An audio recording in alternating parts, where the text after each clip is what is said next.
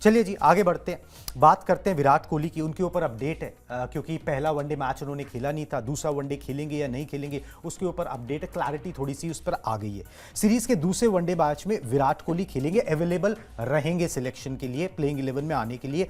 Vice captain Shubman Gill ने जो है वो कोहली पर अपडेट दिया। उन्होंने कहा कि 9 तारीख को कटक में खेला जाएगा दूसरा वनडे, और घुटने की चोट के चलते पहला वनडे उन्होंने नहीं खेला था, मगर जब शुरुआत में सुबह वार्म अप हो रहे थे तो काफी हद तक फिट थे, मगर फिर भी एहतियातन ये फैसला लिया गया कि भाई वो ये मुकाबला जो है वो नहीं खेलेंगे और आराम करेंगे, रेस्ट करेंगे, मगर दूसरे वनडे में वो आपको मैदान पर एक्शन में नजर आएंगे। अब ये तो हो गई जी खबर।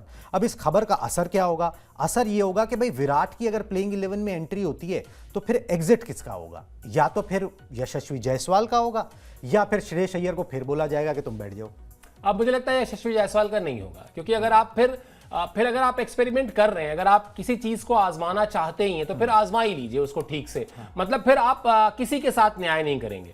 एक तो ये हो गया कि श्रेयस अय्यर के साथ तो अन्याय करेंगे ही करेंगे कि पिछले मैच में वो आपको एक हाफ सेंचुरी बनाकर देते हैं, और हाफ सेंचुरी ऐसे समय में बना के देते हैं जब आपकी टीम मुश्किल में थी। मतलब ऐसा कोई बहुत बड़ा लक्ष्य नहीं था, लेकिन फिर ऐसी कोई बहुत अच्छी शुरुआत भी नहीं हुई थी।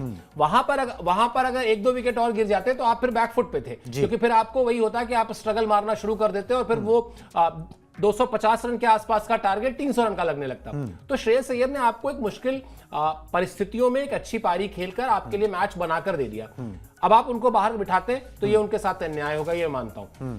लेकिन अगर आपने यशस्वी जायसवाल को बिठा दिया तो ये उनके साथ भी अन्याय होगा, क्योंकि आप एक मैच के बाद किस आधार पर बिठा रहे हैं बाहर। और जिस थ्योरी के साथ मैं जा रहा हूं कि श्रेयस अय्यर को बताया गया है कि भैया तुम खेल रहे हो, तुम कोई टेंशन मत लो, तुम्हारी फॉर्म को लेकर हमको कोई डाउट नहीं है, तुम चैंपियंस ट्रॉफी के सारे मैच खेल रहे हो। तो उनको ये समझाना बनस्पत आसान है एक कप्तान के लिए कि भाई ये तो प्लानिंग में था ही, पिछले मैच में नहीं हो पाया था, अब हम इस मैच में इसको कर लेते हैं।